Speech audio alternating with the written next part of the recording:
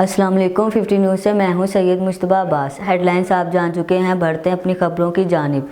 सबसे पहले खबर शामिल करते हैं जरांवाला से। जरांवाला मोहल्ला इश्कुल्ला इस्लामपुरा में दुकान के तनाज़े पर झगड़ा, जिसके नतीजे में एक शख्स जान बहक। मुलजिमान जब घर वापस आए तो घर का सारा कीमती सामान गायब था। मुतासरा घर वालों ने मदई पार्टी पर इल्ज़ाम आयद किया है। इस वक्त हमारे नुमाइंदे आमिर शाह मुलजिमान के घर वालों के साथ मौजूद हैं। जी आमिर शाह, क्या तफसीलात हैं? बिल्कुल, मैं इस वक्त मोहल्ला इश्कुल्ला गली नंबर 2 इस्लामपुरा में मौजूद हूँ। मेरे साथ मुतासरा घर वाले भी मौजूद हैं।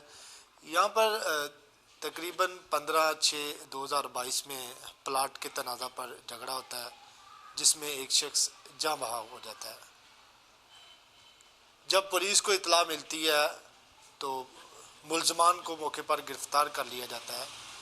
तो अहले घर वाले हैं जो जिन पे इल्ज़ाम आयद हुआ है, वो अपना घर से बाहर चले जाते हैं।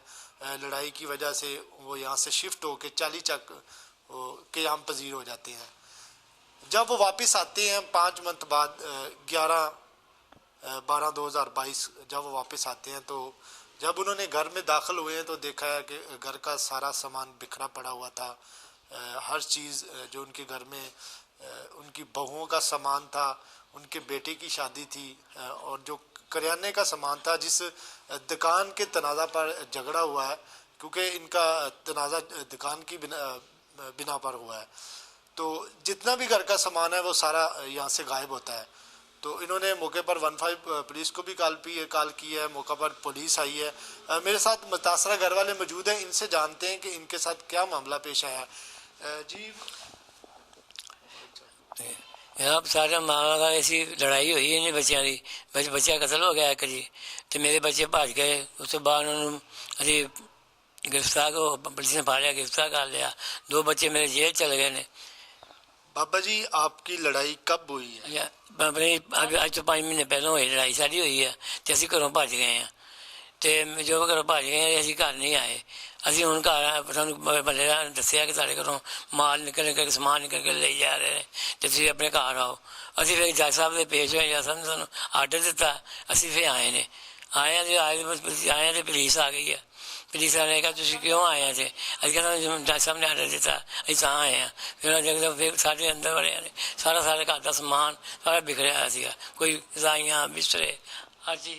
आपको जब इल्म हुआ है, आप जब घर में आए हैं, तो आपने देखा है कि आपका सामान घर में मौजूद नहीं था। फिर आपने पुलिस को इतला की है? हाँ जी, 1 बजे कॉल की थी। वो फिर पुलिस आई है।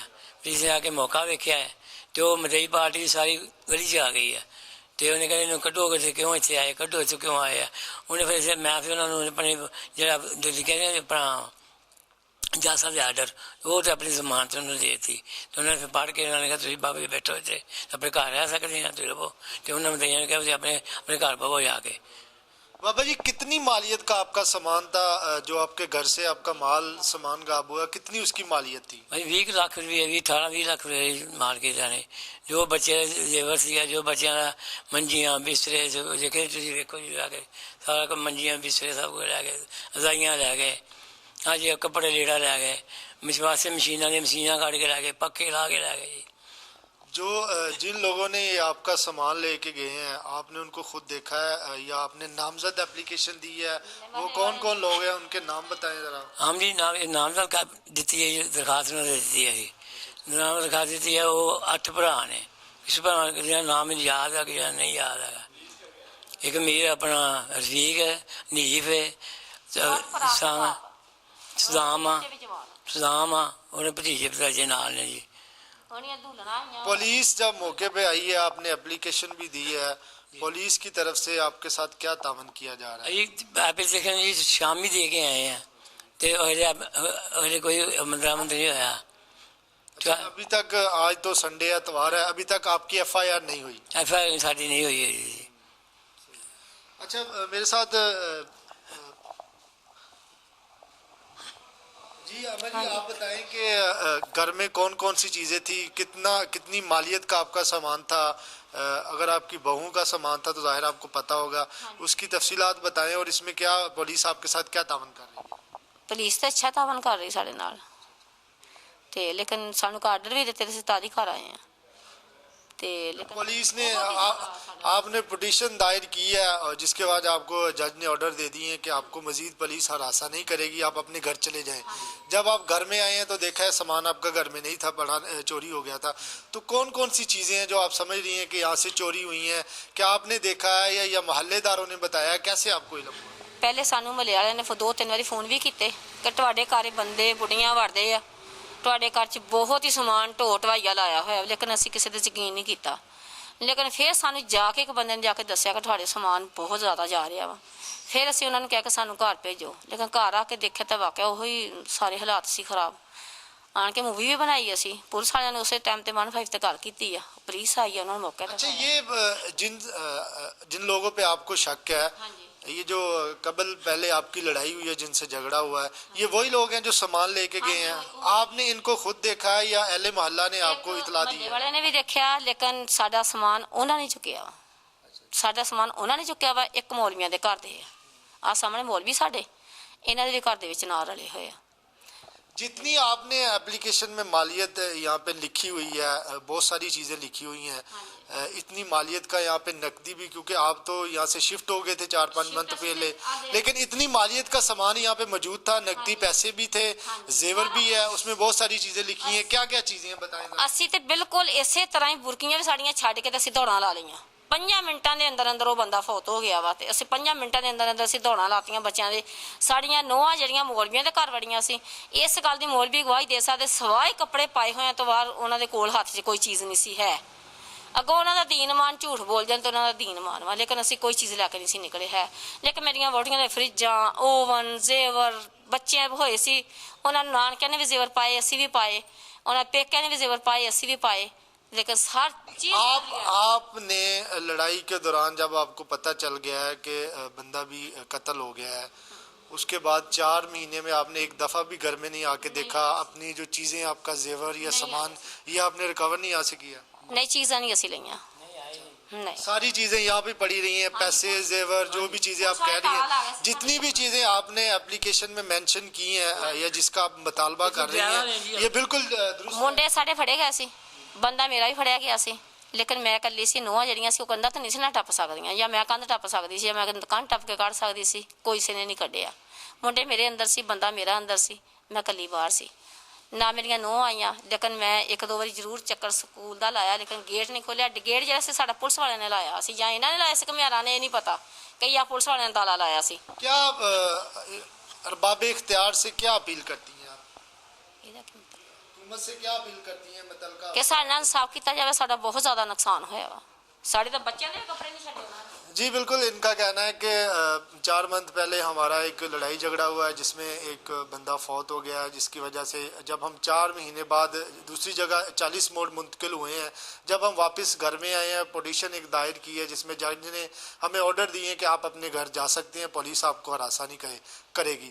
जब हम अपने घर आए हैं तो देखा है तो घर में कोई भी सामान यहाँ पर मौजूद नहीं था। इन्होंने आला हुकाम से अपील की है कि हमें इंसाफ दिया जाए। शुक्रिया हमेशा तफसीलात से आगाह करने के लिए। एक और ख़बर शामिल करते हैं जरांवाला से। जरांवाला डीजल की अदम दस्तयाबी की वजह से ट्रांसपोर्टर और किसान शदीद मुश्किलात से दो चार। हमारे नुमाइंदे सैयद आमिर शाह पेट्रोल पंप पर मौजूद हैं। जी आमिर शाह, ट्रांसपोर्टर और किसान को किन मुश्किलात का सामना है? जी बिल्कुल, मैं एक पेट्रोल पंप पर मौजूद हूँ और मेरे साथ किसान मौजूद हैं। डीज़ल की अदम दस्तयाबी की वजह से किसान, ट्रांसपोर्टर शदीद मुश्किलात से दो चार हैं। इनका कहना है कि गंदम की बजाई का सीज़न शुरू हो गया है, लेकिन हमें डीज़ल नहीं मिल रहा। अगर मिलता भी है तो वो महंगे दामों मिलता है। मेरे साथ किसान मौजूद हैं, इनसे जानते हैं कि इनको क्या मसला है। चाचा जी की कहते हो डीज़ल नहीं मिल रहा? ਅਸੀਂ ਇਹ ਗੱਲ ਕਹਿ ਰਹੇ ਹਾਂ, ਨਾ ਡੀਜ਼ਲ ਮਿਲ ਰਿਹਾ, 300 ਤੇ 350 ਦੇਣ ਡਏ ਆ ਡੀਜ਼ਲ, ਬਹੁਤ ਮਹਿੰਗੇ ਦਾਮ ਦੇ ਵਿੱਚ, ਤੇ ਯੂਰੀਆ ਜਿਹੜੀ ਹੈ ਉਹ ਵੀ ਦਸਤਿਆਬ ਨਹੀਂ ਹੋਣ ਡਈ। किसान बहुत परेशान है। जी बिल्कुल, मेरे साथ एक और शहरी बुजुर्ग है, इनसे बताएं।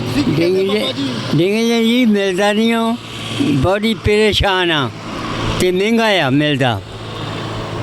हुकूमत की अपील करते हो? आप क्या कहेंगे इस बारे में? ਜੀ ਕਹਿਣਾ ਕੀ ਹੈ ਜੀ, ਪਰੇਸ਼ਾਨ ਆ ਆਵਾਮ। ਇਸ ਤਰ੍ਹਾਂ ਵੇਖੋ ਨਾ, ਬਿਜਲੀ ਦੇ ਬਿੱਲ ਵੀ ਜ਼ਿਆਦਾ, ਟੂਬਲ ਵੀ ਚਲਾਉਣ ਤੋਂ ਆਵਾਜ਼ਾਰਾਂ, ਖਾਦ ਨਹੀਂ ਮਿਲਦੀ, ਡੀਜ਼ਲ ਵੀ ਮਹਿੰਗੇ ਦਾਮ ਮਿਲਦਾ ਪਿਆ ਵਾ, ਜਿੱਥੇ ਚਲੇ ਜਾਓ ਪੰਪਾਂ ਤੇ ਵੀ ਇਸ ਤਰ੍ਹਾਂ ਹਾਲਾਤ ਨੇ, ਤੇਲ ਲੈਣ ਚਲੇ ਜਾਓ ਤੇਲ ਨਹੀਂ ਮਿਲਦਾ, ਗਵਾਹੀਆਂ ਇੰਨੀਆਂ ਨੇ, ਜ਼ਿਮੀਂਦਾਰ ਤੇ ਪਰੇਸ਼ਾਨ ਹੋਇਆ ਪਿਆ। ਇਸ ਕਰਕੇ ਗਵਰਨਮੈਂਟ ਅੱਗੇ ਸਾਡੀ ਅਪੀਲ ਹੈ ਕਿ ਸਾਨੂੰ ਜ਼ਿਆਦਾ ਤੋਂ ਜ਼ਿਆਦਾ ਰਿਲੀਫ ਦਿੱਤਾ ਜਾਵੇ, ਆਵਾਮ ਦੇ ਬਾਰੇ ਕੋਈ ਸੋਚਿਆ ਜਾਵੇ, ਨਹੀਂ ਤੇ ਆਉਣ ਵਾਲਾ ਵਕਤ ਜਿਹੜਾ ਬੜਾ ਬੁਰਾ ਆ ਰਿਹਾ। ਸਾਨੂੰ ਪਤਾ ਵੇ ਅਸੀਂ ਆਪਣੇ ਬੱਚੇ ਕਿੱਦਾਂ ਪਾਲੀ ਦੇ, ਜ਼ਮੀਨ ਦਿਨ ਰਾਤ ਜ਼ਲੀਲ ਹੋ ਗਿਆ, ਅਸੀਂ ਪੈਦਾਵਾਰ ਕਰੀ ਦੀ ਹੈ। ਅੱਗੋਂ ਵੇਖੋ ਨਾ ਕਮਾਂ ਦੇ ਜਾਂ ਮਿੱਲਾਂ ਨਹੀਂ ਚਲੀਆਂ, ਗੰਦਮ ਬਿਜਾਈ ਦੇ ਦਿਨ ਹੈਗੇ ਤੇ ਅਸੀਂ ਦੱਸੋ ਕੀ ਕਰੀਏ, ਕਿਹੜੇ ਪਾਸੇ ਜਾਈਏ।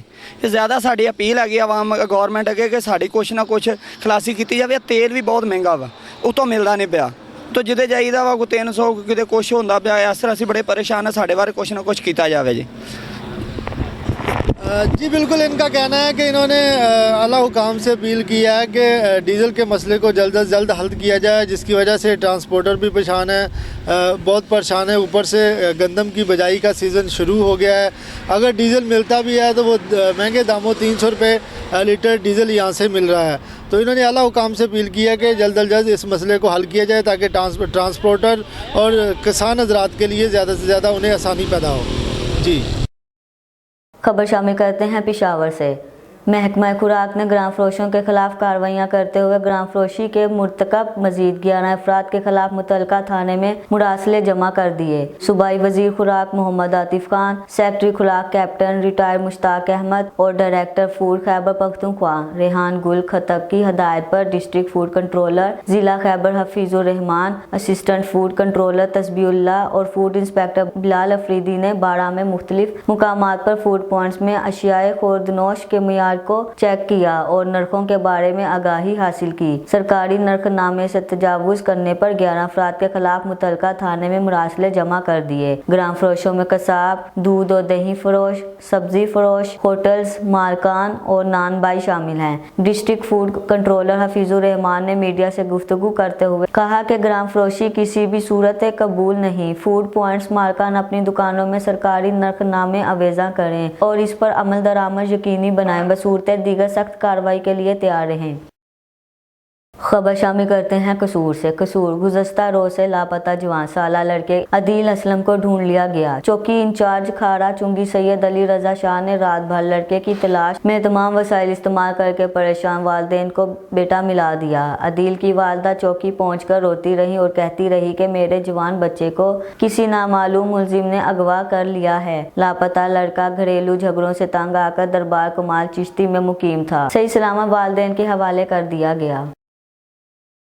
50 न्यूज़ से फिलहाल इतना ही। मजीद खबरों से बाखबर रहने के लिए देखते रहें 50 न्यूज़।